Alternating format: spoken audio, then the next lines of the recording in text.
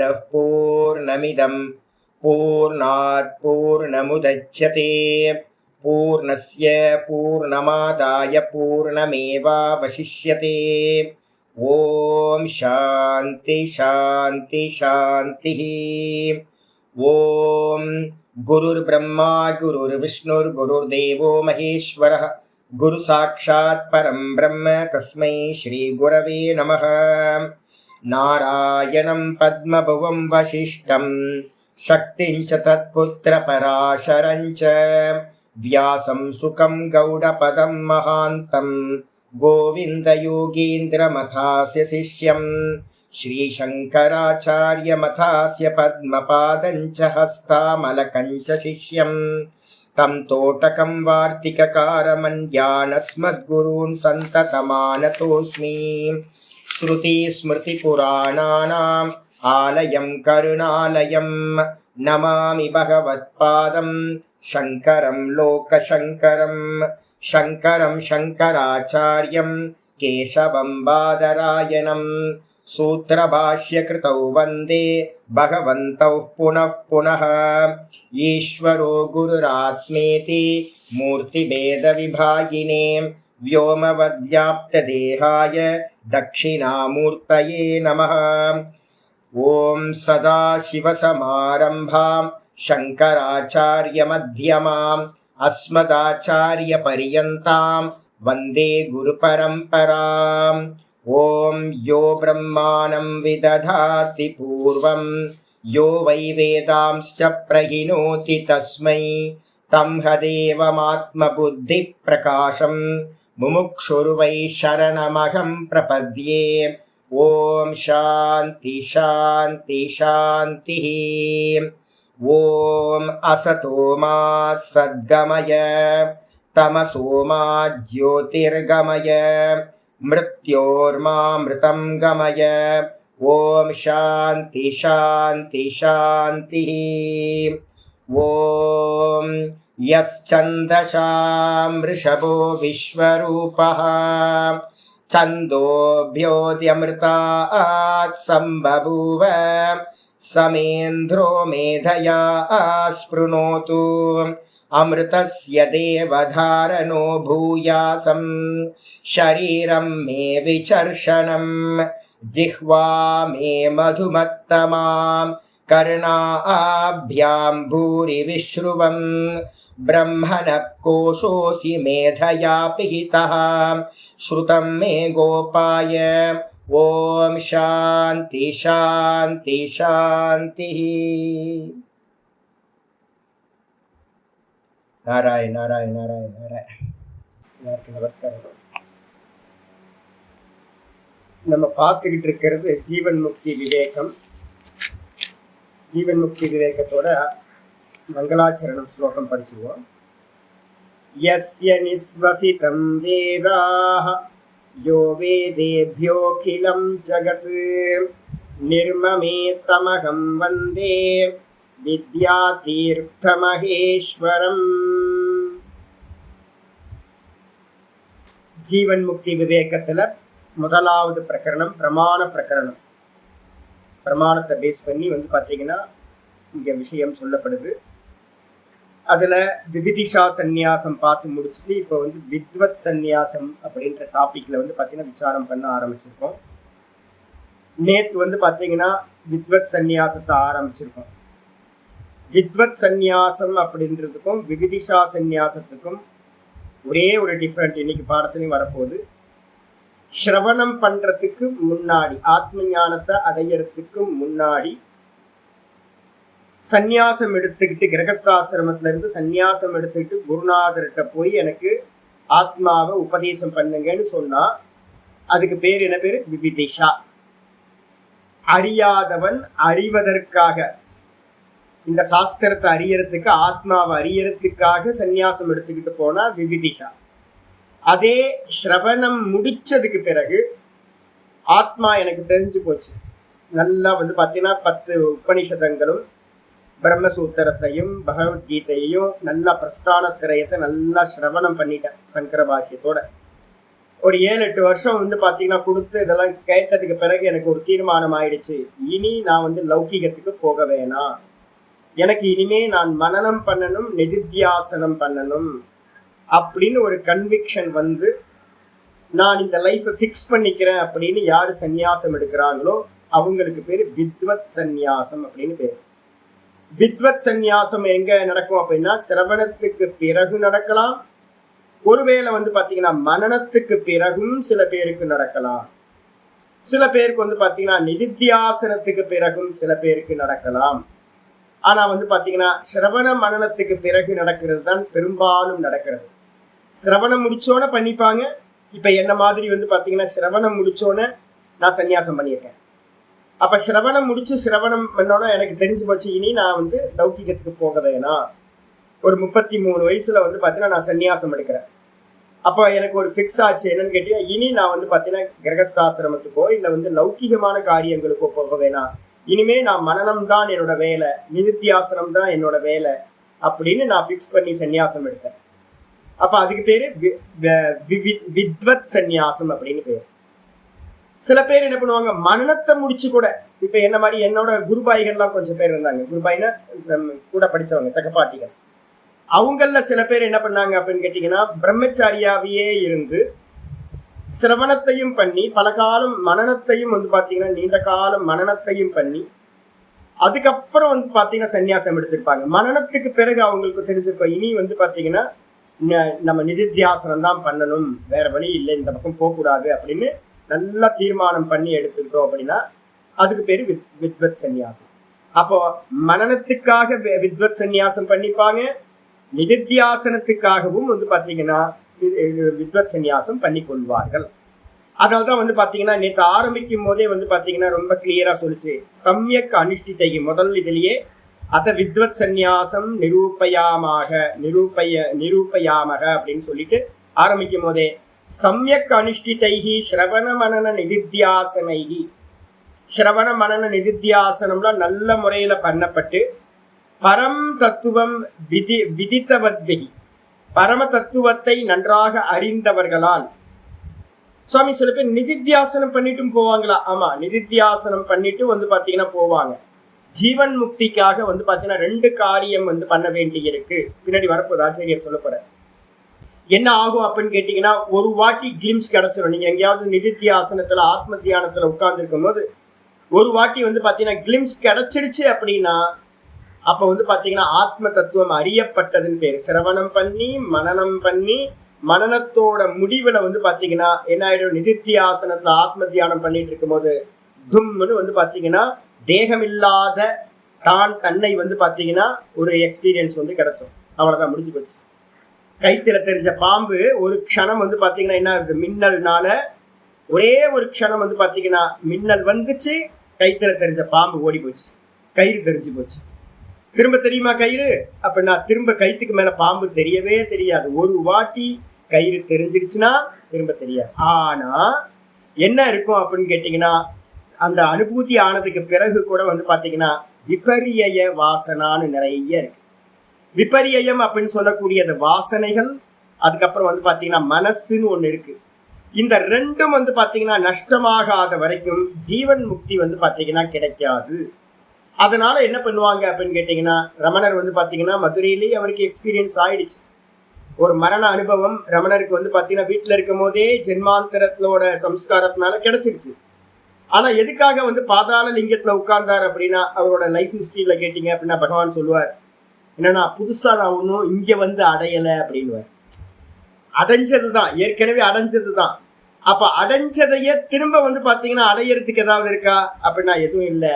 வாசனாட்சயம் மனோநாசம் நல்லா வந்து பாத்தீங்கன்னா பிராக்டிஸ் பண்ணும்போது உங்களுக்கு நல்லா சர்வத்தியாகம் பண்ணிட்டு பிராக்டிஸ் பண்ணும்போது அந்த ஞானம் நல்லா ஜீவன் முக்தியை கொடுக்கறதா ஆயிடும். 100% தேகத்தோட எந்த சம்பந்தமும் இல்லாமல் போய்விடும். பிரம்மவேத பிரம்மைவ பவதி அப்படின்னு சொல்ற மாதிரி பிரம்மத்தை அறிந்தவன் பிரம்மமாவே ஆகின்றான் அப்படின்னு. அப்போ வந்து பாத்தீங்கன்னா மனனத்துக்காகவும் எடுத்துக்கலாம், நிதித்தியாசனத்துக்காகவும் எடுத்துக்கலாம். நிதித்தியாசனத்துக்கு பிறகு வாசனாட்சய மனோநாசத்துக்காகவும் என்ன பண்ணலாம், எடுத்துக்கொள்ளலாம். அப்படி எடுத்துக்கொண்டால் அதுக்கு பேரு வித்வத் சந்நியாசம் அப்படின்னு பேரு. யாரு அப்படின்னு கேட்டீங்கன்னா யாக்ஞவல்யரோட ஸ்டோரியை தான் நம்ம வந்து பாத்தீங்கன்னா நேற்று பார்த்து முடிச்சிருக்கோம். இன்னைக்கு பாட்டம் வந்து பாத்தீங்கன்னா எங்க ஆரம்பிக்குது அப்படின்னு கேட்டீங்கன்னா 37வது பேஜ்ல நம்ம இன்னைக்கு ஆரம்பிக்கணும்.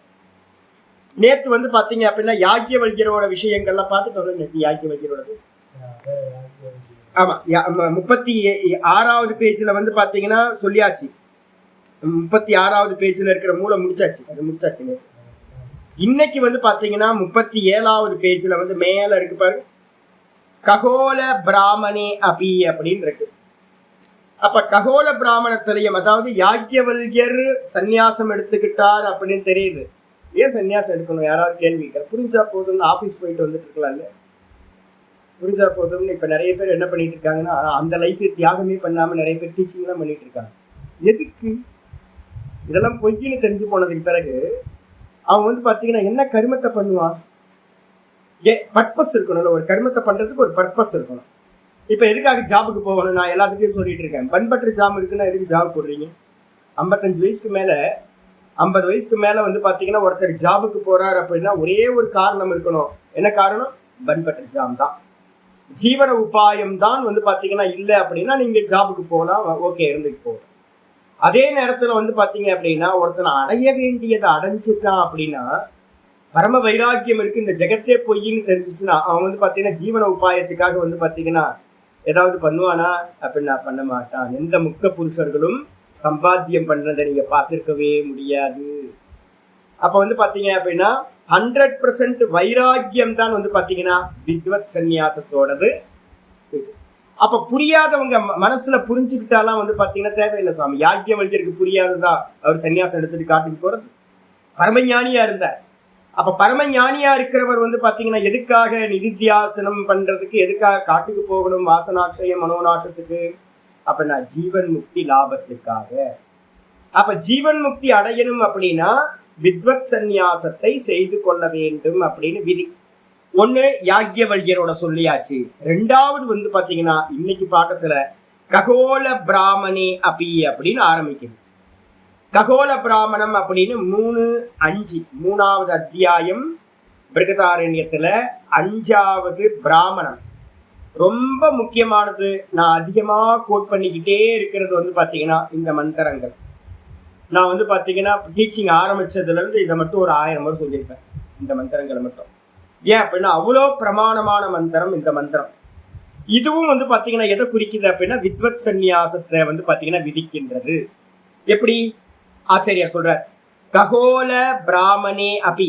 அந்த ஒரு ஒரு சாப்டருக்கு பேர் வந்து பாத்தீங்க அப்படின்னா என்ன பேர் அப்படின்னா ககோல அப்படின்னு ஒரு மகரிஷி. அந்த ககோல மகரிஷிக்கும் இவருக்கும் நம்ம யாக்ஞவல்யருக்கும் ஒரு சம்வாதம் நடக்கும்.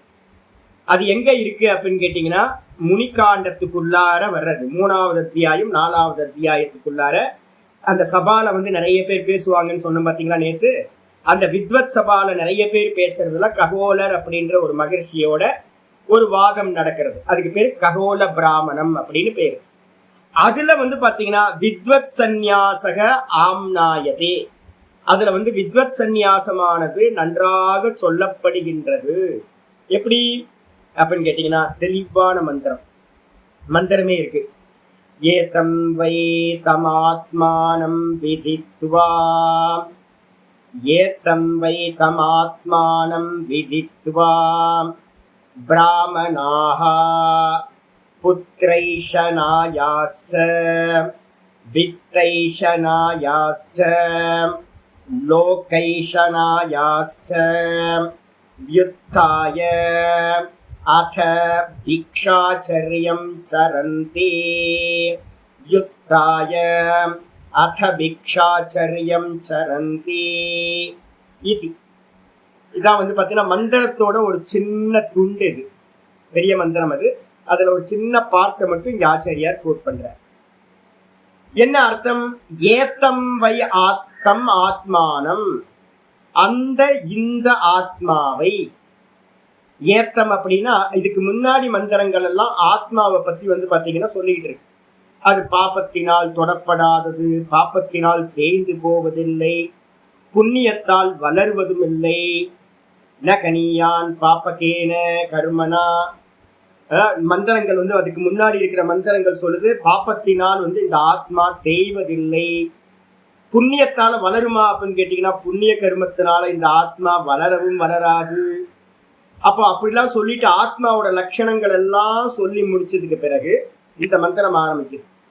ஒரு குருநாதர் மூலமா நல்லா ஆத்மாவை பத்தி நல்லா சிரவணம் பண்ணி நேத்தின்னு மனனமும் பண்ணி முடிக்கும் போது மனத்தோட முடிவுல என்ன கிடைக்கும் அப்படின்னு கேட்டீங்கன்னா, இந்த ஆத்மா வந்து பாத்தீங்கன்னா எல்லாம் நீக்கினதுக்கு பிறகு தான் அப்படின்றத மட்டும் மிச்சம் இருக்கும். அந்த தானை வந்து பாத்தீங்கன்னா நம்ம அனுபூதி பண்றது, தான் தானா இருத்தல் அப்படின்றது அனுபூதின்னு பேர். ஆப்ஜெக்ட் இல்லை, வெறும் சப்ஜெக்ட் மட்டும் இருந்துச்சு அப்படின்னா அதான் ஆத்மா அனுபூதி. அதுக்கு பேர் என்ன பேர் அப்படின்னா, அதான் இங்க ஆசிரியர் சொல்றார், தம் ஏத்தம் வை தம் ஆத்மானம். அந்த இதுக்கு முன்னாடி சொல்லப்பட்ட லட்சணங்களை உடைய ஆத்மாவை விதித்வா அப்படின்னா என்ன அர்த்தம்? ஞாத்வானா வேற, விதித்வானா வேற. ஞானம் வேற, விஞ்ஞானம் வேற. ஞானம்னா சப்த ஞானம் மட்டும்தான், பரோட்சம் அப்படின்னு பேரு. விஞ்ஞானம் அப்படின்னா என்ன அர்த்தம்? அனுபவ ஞானம். அப்ப வித்து தாத்து எப்பெல்லாம் எங்கெல்லாம் வித்து தாத்து இருக்கோ, வித்வத் அப்படின்னு இருக்கோ, அங்கெல்லாம் அனுபூதி அப்படின்ற சப்தத்தை அர்த்தம் பண்ணணும். அப்ப அந்த இந்த ஆத்மாவை விதித்வானா அனுபவம் செய்து. அனுபவம்னா என்னவா இருக்கணும்? ஒரு கிளிம்ஸ் நான் சொன்ன பாத்தீங்களா, மின்னல் வெட்டி ஒரு க்ஷணம் வந்து பாத்தீங்கன்னா பாம்பு மறைஞ்சு போய் கயிறு தெரிஞ்ச மாதிரி. எப்படி சாமி அப்படின்னா, சொப்பனத்துல இருந்து வேக்க பாக்குறீங்கல்ல, சொப்பனம் ஏதோ ஒரு பேய் கனவு போயிட்டு இருக்கு. எனக்கு அப்பப்போ வந்து பாத்தீங்கன்னா அது மாதிரி தும்முன்னு குலுக்கி எழுந்திருப்பேன். நம்ம எல்லாத்துக்கும் அது மாதிரி ஒரு இது இருக்கும்ல, பாடி வந்து பாத்தீங்கன்னா திடீர்னு ஒரு ஷேக் ஆகும், ஏதோ கரண்ட் ஷாக் பாஞ்ச மாதிரி. கனவு கண்டுகிட்டே இருப்போம், தும்முன்னு வந்து பாத்தீங்கன்னா எந்திரிச்சு இப்படின்னு பார்த்தா எல்லாம் கலைஞ்சு போயிடும். ஒரு பயத்துல வந்து பாத்தீங்கன்னா தும்முன்னு வேக்கப்பாங்கல்ல, சக்ருத் விபாகம் அப்படின்னு அதுக்கு பேர். கேனோபனிஷத்துல வந்து பாத்தீங்கன்னா சொல்லும்போது சொல்லுது, சக்ருத் விபாகம் அப்படின்னு ஒண்ணு. சக்ருத் விபாகம்னா ஒரு மின்னல் வெட்டுவதை போல. ஒரு மின்னல் வெட்டுச்சு தூணுல வந்து பாத்தீங்கன்னா ஒரு மனுஷன் இருக்கிற மாதிரி எனக்கு தெரிஞ்சது. யாரோ ஒருத்தன் கொள்ளைக்காரன் வந்து பாத்தீங்கன்னா தூண்ல மறைஞ்சு நின்றுக்கிட்டு வந்து பாத்தீங்கன்னா, ஐயோ அந்த பக்கம் போனா நம்மளை கொள்ளையடிச்சுவானோ, கத்தியை வந்து பாத்தீங்கன்னா வச்சிருப்பானோ, நம்மளை குத்திடுவானோன்னு ஒரு பயம் இருந்துகிட்டே இருக்கு. பயந்துகிட்டே இருக்கும், யாரோ அங்க நிக்கிறாங்க, பேயா இருக்குமோ. திருவண்ணாமலைக்கு வந்து பாத்தீங்கன்னா ராத்திரியில முன்னாடிலாம் கிரிவலம் போறது ரொம்ப கஷ்டமா இருக்கும். ஏன்னா சுத்தி ஸ்மசானம். திருவண்ணாமலை கிரிவல பாதை ஃபுல்லா ஸ்மசானம், நிறைய இடத்துல லைட்டே இருக்காது. அப்போ ஒரு 10 மணிக்கு மேலெல்லாம் தனியா ஏகாந்தமா எங்கேயாவது கிரிவலம் போறோம்னு வச்சுங்களேன், அப்படியே உள்ளுக்குள்ளார ஏதோ இருக்கோ, வெளியில வந்து சமாதியை விட்டு வெளியில கிளம்பி வந்து காத்தாடுறதுக்காக வெளியில நிற்கிதோ அப்படின்னு தோணும். ஒரு மரம் நிக்கிறத பார்த்தாவே நமக்கு அப்படி தெரியும். அந்த சமயத்துல ஒரு மின்னல் வருதுன்னு வச்சுங்களேன், என்ன ஆகும்? ஒரு மின்னல் வந்துச்சு, அது மரம் மனுஷன் இல்லை பேய் இல்லைன்னு தெரிஞ்சு போச்சு அப்படின்னா பயம் என்ன ஆயிடும்? போயிடும் ஒரே ஒரு க்ஷணம். அதே மாதிரி என்ன ஆகும் அப்படின்னு கேட்டீங்கன்னா, நீங்க பண்ற அபியாசங்கள், அனுஷ்டானங்கள், சிரவணம், மனனம் எல்லாம் என்ன பண்ணும் அப்படின்னு கேட்டீங்கன்னா, திடீர்னு ஒரு க்ஷணம் வந்து உங்களோட பாடியை என்ன பண்ணும்? ஒரு ஷேக் பண்ணி நீங்க பாடி இல்லைன்னு உங்களை பாடியில இருந்து வெளியில காட்டிடுச்சுன்னு வச்சுங்களேன், அனுபூதி ஆகிடும். ஆனா அது நிக்குமா? அப்படின்னா நிக்க. திரும்ப வந்து பாத்தீங்கன்னா நார்மல் பாடிக்கு வந்துடும். ஒரு க்ஷணம் நம்மளை வந்து பாத்தீங்கன்னா பாடி இல்லைன்னு காட்டிட்டு திரும்ப நார்மலுக்கு வந்துடும். வந்ததுக்கு பிறகு வந்து பாத்தீங்கன்னா இந்த ஆத்மாவை அறிந்து அனுபவம் செய்து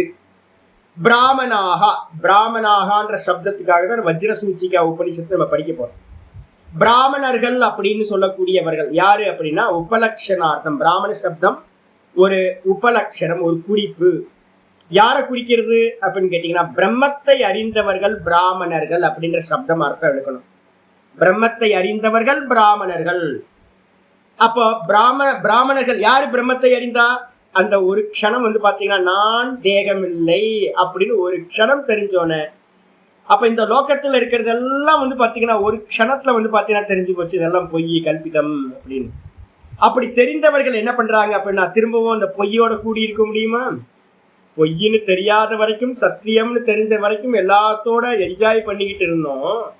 ஒரே ஒரு க்ஷணம் வந்து பாத்தீங்கன்னா இது பொய்ன்னு தெரிஞ்சு போச்சுன்னா, எப்படி வந்து தூணுல இருக்கிற புருஷன் மறைஞ்சு போய் பயம் போயிடுதோ, கைத்துல இருக்கிற பாம்பு மறைஞ்சு போய் அந்த கயிற்றுல இருக்கக்கூடிய பாம்பு மேல இருந்த பயம் போயிடுதோ, சிப்பியில இருக்கக்கூடிய வெள்ளி வந்து பாத்தீங்கன்னா மறைஞ்சு அது சிப்பின்னு தெரிஞ்சோடனே அதை வெள்ளிய கோத்து போட்டுக்கலாம், மாலையா ஆக்கிக்கலாம் அப்படின்னு இருந்த எண்ணம் போயிடுதோ, ஆசை போயிடுதோ, அதே மாதிரி ஒரே ஒரு க்ஷணம் நான் அப்படின்னு தெரிஞ்சா இந்த ஜெகத்தெல்லாம் கல்பிதம், இந்த தேகம் என்னோட தேகமும் கல்பிதம்னு தெரிஞ்ச மாத்திரத்துல அவன் என்ன பண்றான்?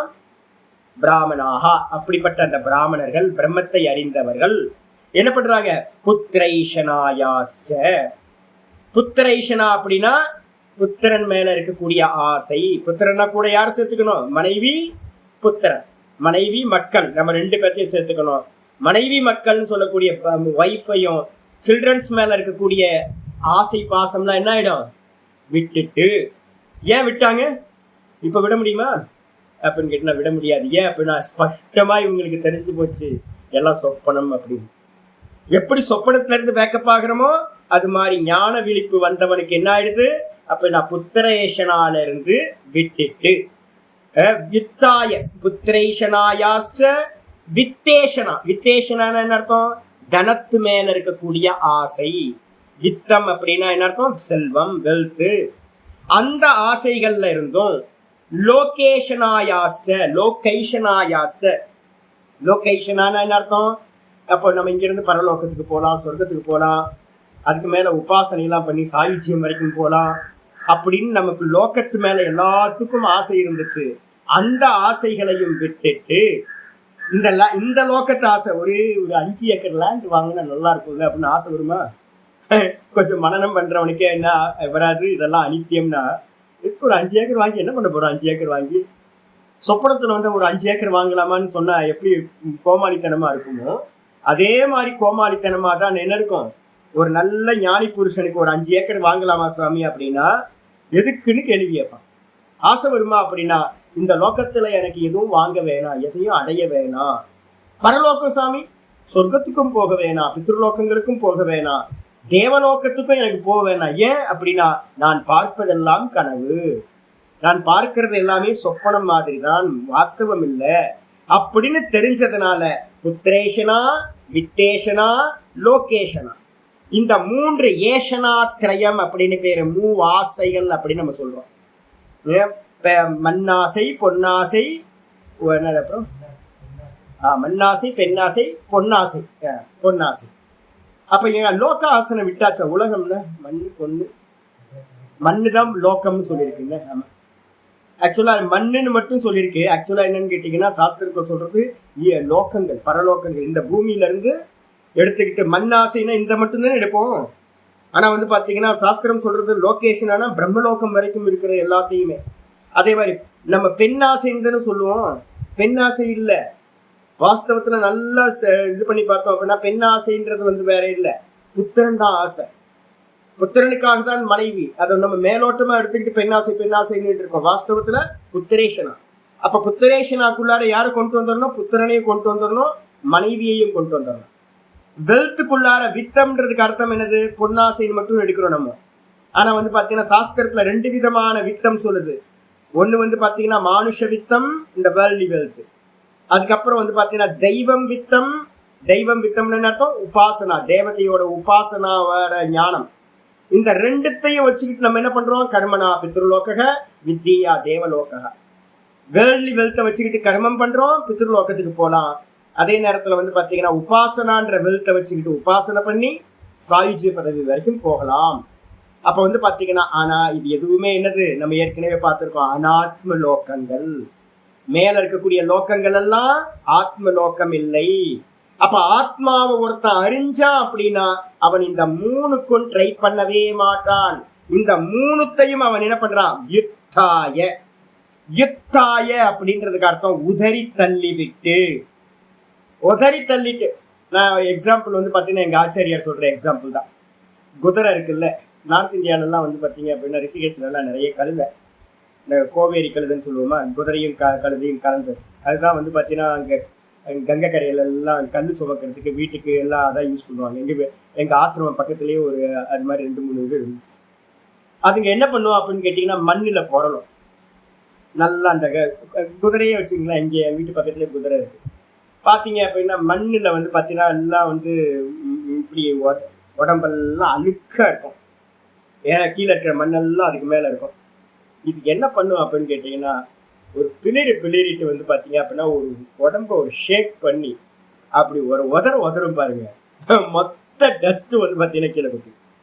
ஒரே ஒரு அந்த குதிரைக்கு ஒரு சாமர்த்தியம், அது உடம்புல வந்து பாத்தீங்கன்னா நான்ஸ்டிக் போல இருக்கு, ஒண்ணுமே ஒட்டாது போல இருக்கு. அப்படி ஒரு உதறிச்சு அப்படின்னா எல்லாம் கீழே விழுந்துடும், ஃப்ரெஷ்ஷா வந்து நிற்கும். இந்த கழுதையும் குதிரையும் ஒரே மாதிரி. இதே மாதிரி அந்த வித்தாயன்றதுக்கு அர்த்தம் இந்த அர்த்தம் தான். நன்றாக உதறி தள்ளிவிட்டு, இந்த 3 ஆசைகளையும் நன்றாக உதறி தள்ளிவிட்டு பிக்ஷாச்சரியம் சரந்தி அப்படின்னா அவங்க பாட்டுக்கு வந்து பாத்தீங்கன்னா சதா வந்து பாத்தீங்கன்னா ஆத்மா ராமனா ஆத்மாவிலேயே ரமிச்சுக்கிட்டு வந்து பாத்தீங்கன்னா வெறும் பிக்ஷை சாப்பிட்றதுக்கு பிக்ஷை மட்டும்தான் தேவை, வேற எதுவுமே ஸ்வீகாரம் பண்ணாதவர்களா பிக்ஷுக்களாக ஆகிறார்கள். எப்போ அப்படின்னு கேட்டீங்கன்னா ஆத்மாவை அறிந்த பிறகு. தம் ஆத்மானம் விதித்துவான்னு சொல்லியிருக்கு, அறிந்த பிறகு அப்படின்னு சொல்லியிருக்கு. அப்ப அறிந்த பிறகு எடுத்தா வித்வத்து. அறியாத நிலையில இருக்கிறவங்க என்ன பண்ணுவாங்க, எடுத்தாங்கன்னா குருநாதர்கிட்ட போய் உட்கார்ந்து பாடம் கேட்பாங்க. அப்படி கேட்கறதுக்கு விவிதிஷான்னு பேரு. சொல்லியாச்சா? இதுதான் பிரமாணம். இந்த வாக்கியம் ரொம்ப ரொம்ப பிரமாணமா நாங்க வந்து பாத்தீங்கன்னா சாஸ்திரம் படிக்கிறவங்க இதை ரொம்ப முக்கியமா நாங்க சொல்லுவோம். இதுக்கப்புறம் ஆச்சாரியார் சொல்றாரு, நச்ச ஏதத்து வாக்கியம் நச்சைதத்து வாக்கியம் சொன்னா நச்ச ஏதத்து வாக்கியம். இப்ப சொன்ன வாக்கியத்துல விவிதிஷா சந்நியாச பரமிதி சங்கனீயம் ந சங்கனீயம். இது வந்து பாத்தீங்கன்னா விவிதிஷா சந்நியாசத்தை தானே சுவாமி சொல்லுது அப்படின்னு சந்தேகம் எழுப்ப வேண்டாம். இது வந்து பாத்தீங்கன்னா விவிதிஷா சந்நியாசத்தை குறிப்பதல்ல. ஏன் சுவாமி இது விவிதிஷா சந்நியாசத்துலயும் இதை 3 ஆசைகளை விட்டுட்டு தானே போறாங்க? கேள்வி வருது. விவிதிஷா சந்நியாசத்திலயும் நம்ம படிச்சிருக்கோம், முதல் பிரகரணம் இதுக்கு முன்னாடி படிச்சோம். அதுலயும் பாருங்க என்ன அப்படின்னா முண்டக்கோபனிஷத் மந்திரத்துல வந்து பாத்தீங்கன்னா பரீட்சலோகான் கர்மச்சிதான் பிராமணோ நிர்வேத மாயான் நாஸ்திய கிருத கிருத்தேன ச குருமேவாபிகச்சேத் ஸ்ரோத்ரியம் சமித்பாணிகிசன் அப்படின்னு மந்திரங்கள் இருக்கு. அதுவும் வந்து பாத்தீங்கன்னா ஒரே மாதிரி தானே சாமி இருக்கு. சன்னியாசம் எடுக்கிறவன் விவிதிஷா சன்னியாசம் எடுக்கிறவனும் என்ன பண்றான், புத்திரேஷனா வித்தேஷனா லோகேஷனான்னு 3 ஆசைகளை விட்டுட்டு தான் சன்னியாசம் எடுக்கிறான். அப்ப இங்கேயும் வந்து பாத்தீங்கன்னா 3 ஆசைகளை உதறி தள்ளிட்டுன்ற வார்த்தை தான் இருக்கு. அப்ப ரெண்டும் ஒண்ணு தானே, இது விவிதிஷா சன்னியாசம் தானே சொல்லுது அப்படின்னு கேட்டீங்கன்னா இல்ல, அது மாதிரி சந்தேகப்பட வேண்டாம். ஏன் அப்படின்னு கேட்டீங்கன்னா ஆச்சாரியர் சொல்றாரு, பூர்வ கால வாச்சினக விதித்துவா இதி. விதித்துவா அப்படின்னு வந்து பாத்தீங்கன்னா அவன் அந்த ஆத்மாவை அறிந்து. அறிந்து அப்படின்னா என்ன அர்த்தம், அறியறதுக்கு முன்னாடி எடுத்தா விவிதிஷா, அறிஞ்சதுக்கு பிறகு எடுத்தா வித்வத். இவ்வளவுதான் வித்தியாசம். அந்த விதித்வான்ற சப்தம் அறிந்த பிறகு அப்படின்றத குறிக்கிறது. அறிந்து, அறிந்ததுக்கு பிறகுன்ற ஒரு வார்த்தை இருக்கு, அது வந்து பாத்தீங்கன்னா முன்னாடி அறிஞ்சாச்சுன்றது, அறிஞ்சதுக்கு பிறகு அப்படின்னு அர்த்தம் இருக்கு. பூர்வ கால வாச்சி. துவா பிரத்தியம் வந்து பாத்தீங்கன்னா எப்பவுமே ஒரு முடிஞ்ச காரியத்தை குறிக்கக்கூடியது. பூர்வ கால வாச்சினோ விதித்துவா இதி துவா பிரத்யயஸ்ய. அந்த துவான்ற பிரத்யம் வந்து பாத்தீங்கன்னா முடிஞ்சு போனதை குறிக்கக்கூடியது. அப்ப வந்து பாத்தீங்கன்னா அந்த துவா பிரத்யம் முடிஞ்சு போன காரியத்தை குறிக்கிறதுனால அறியறதுக்கு முன்னாடி எடுத்தா விவிதிஷா, அறிஞ்சதுக்கு பிறகு எடுத்தா வித்வத். இவ்வளவுதான் விஷயம். அதுக்கப்புறம் ஒரு முக்கியமான வார்த்தை வந்து வருது, பிராமணாகான்னு ஒரு வார்த்தை இருக்கு சுவாமி அப்படின்னு கேட்கும்போது ஆச்சாரியர் சொல்றாரு, பிரம்மவித் வாச்சினோ பிராமண சப்தஸ்ய பாத பிரசங்காத். அது மட்டும் இல்ல, பிராமண சப்தம்ன்ற ஒரு வார்த்தை இருக்கு. அந்த பிராமண சப்தம்ன்றது எங்க வருது தெரியுங்களா உங்களுக்கு? பிராமணர்கள் சந்நியாசம் எடுக்கிறார்கள் அப்படின்ற மீனிங்ல இங்க சொல்லப்படல. அப்ப என்ன அர்த்தம்னா பிரம்மத்தை அறிந்தவன் பிராமணன். இங்க மீனிங் என்னன்னா பிராமணர்கள் சந்நியாசம் எடுக்கிறார்கள் அப்படின்னு அர்த்தம் எடுத்துறாதீங்க, ரொம்ப முக்கியமானது. அப்ப என்ன அர்த்தம் எடுக்கணும்? பிராமண சப்தம் வந்து பாத்தீங்கன்னா இங்க என்ன அர்த்தத்துல சொல்லப்படுது அப்படின்னா பிரம்மவித்து அப்படின்ற பிரம்மத்தை அறிந்தவன் அப்படின்ற அர்த்தத்தில் பிரம்ம சப்த வாச்சியமானது பயன்படுத்தப்பட்டிருக்கு. நீங்க அதுக்கு வந்து பிராமணன்ற அர்த்தம் எடுத்தீங்கன்னா வம்பா போயிடும். அதனால வந்து பிராமண சப்தம் விதித்வா பிராமணாகான் இருக்குல்ல, யாரெல்லாம் பிரம்மத்தை அறிந்தவர்களோ அவர்கள் பிராமணர்கள், அவர்கள் சந்நியாசம் எடுத்துக்கொள்கிறார்கள் அப்படின்னு அர்த்தம் எடுக்கணும். சொன்னதுக்கு பிறகு சொல்றாரு, நச்ச அத்திர பிராமண சப்தோ ஜாதி வாச்சகா. ஹைலைட் பண்ணீங்க. சுரேஸ்வர் ஆச்சாரியார் வந்து பாத்தீங்க அப்படின்னா மண்டன மிஸ்ரர் நம்ம சொல்றோம் பாத்தீங்களா, சிருங்கேரி மடத்தோட முதல் ஆச்சாரியார் கர்மகாண்டி. அவர் தான் வந்து பாத்தீங்கன்னா ஆச்சாரியார். அவரோடது வந்து பாத்தீங்க அப்படின்னா அவரு முன்னாடி இருந்தவங்க எல்லாரும் ஒரு நியமம் பண்ணி வச்சிருக்காங்க. என்ன அப்படின்னு கேட்டீங்கன்னா, பிராமண சப்தத்தை வந்து அவங்க யாருமே என்ன பண்றாங்க அப்படின்னு கேட்டீங்கன்னா, பிராமணன்ற ஜாதி அப்படின்றத எடுக்கல. கர்மகாண்டத்துல எடுக்கும்போது பிராமணன்ற சப்தத்தை என்ன எடுக்கணும், ஜாத்தியா எடுக்கணும். எங்கெங்கெல்லாம் கர்மம் வருதோ அங்கெல்லாம் பேதம் இருக்கும். அக்கௌண்டன்ட் வேலையை அக்கௌண்டன்ட் தான் பண்ண முடியும், அட்டெண்டர் வேலை அட்டெண்டர் தான் பண்ண முடியும், மேனேஜர் வேலையை மேனேஜர் தான் பண்ண முடியும். கர்மகாண்டத்துல மாத்தி பண்ண முடியுமா? மாத்தி பண்ண முடியாது. எப்போ நீங்க பக்திக்கும் ஞானத்துக்கும் வந்துடுறீங்களோ அங்க அந்த இடத்துல வந்து பாத்தீங்கன்னா தேகம் பிரதானம் இல்லை. பக்திக்கு வந்தீங்க அப்படின்னா மனசு பிரதானம், உங்களுடைய பக்தி பிரதானம் வந்துடும். அங்க வந்து பக்தின்னு வரும்போது எந்த ஜாத்தியில வேணாலும் பக்தர்கள் வந்திருக்கலாம். நம்ம புராணங்கள் எல்லாத்துலயும் பார்க்கணும். அங்க பேதம், ஜாதி பேதம் இல்லை, பக்திக்கு பேதம் இல்லை. அதுக்கப்புறம் ஞானத்துக்கு வந்துட்டீங்கன்னா புத்தி பரமா இருக்கிறது. அப்ப வந்து பாத்தீங்கன்னா அங்கேயும் பிராமண சப்தம் எங்கேயாவது வந்துச்சு அப்படின்னா ரெண்டு இடத்துல பிராமண சப்தத்துக்கு வந்து பாத்தீங்கன்னா என்ன பண்ணணும், வேற அர்த்தம் எடுக்கணும். கர்மகாண்டத்துல மட்டும்தான் பிராமண கஷத்திரிய வைசிய சூத்திரன்ற சப்தம் பொருந்தும். பக்தியிலையும் ஞானத்திலையும் பிராமண சப்தத்துக்கு அர்த்தம் வேற, அந்தந்த கான்டெக்ட்ல பார்க்கணும். அப்ப இங்க என்ன பார்க்கணும் அப்படின்னா தெளிவா வந்து ஹைலைட் பண்ணீங்க. அத்திர இந்த மந்திரத்துல பிராமண சப்தோ ந ஜாதி வாச்சக, நாம தூக்கி இங்க போட்டுங்க, ந ஜாதி வாச்சக, ஜாத்தியை குறிப்பதல்ல. இங்கு ஞான மார்க்கத்துல நாங்க பொதுவா எங்க ஆச்சாரியார்கள் என்ன சொல்லுவாங்க, பிராமண சப்தம் எங்கெல்லாம் வருதோ ஞான காண்டத்துல உபனிஷத்துல ஒண்ணு முமுக்ஷுன்னு எடு, இன்னொன்னு வந்து பாத்தீங்கன்னா பிரம்மத்தை அறிந்த ஞானின்னு எடுத்துக்கணும். ரெண்டு அர்த்தம் தான் எடுக்கணும், ரெண்டு அர்த்தம் தான் எடுக்கணும். ஒண்ணு முமுக்ஷு, ரெண்டாவது வந்து பாத்தீங்கன்னா பிரம்மத்தை அறிகின்ற மார்க்கத்தில் யாரெல்லாம் போறாங்களோ அந்த முமுக்ஷுக்களுக்கு எல்லாத்துக்கும் பிரம்மத்தை அறிகின்ற மார்க்கத்துல போறவங்களுக்கு எல்லாத்துக்கும் பேர் வந்து பாத்தீங்கன்னா பிராமணர்கள் ஒரு வாரம் இது. அப்ப முமுக்ஷுக்கள்னு சொல்லலாம். ரெண்டாவது, எவன் பிரம்மத்தை அறிந்தானோ அவன்தான் பிராமணன். அப்ப முக்கிய பிராமணனை தான் குறிக்குது. இங்க வந்து ஜாதி பிராமணனை வந்து பாத்தீங்கன்னா வேதாந்தத்துல சொல்றது இல்லை. ரொம்ப முக்கியமானது இது. வந்து பாத்தீங்க அப்படின்னா பெரிய இடி மாதிரி இருக்கும் சப்தம்.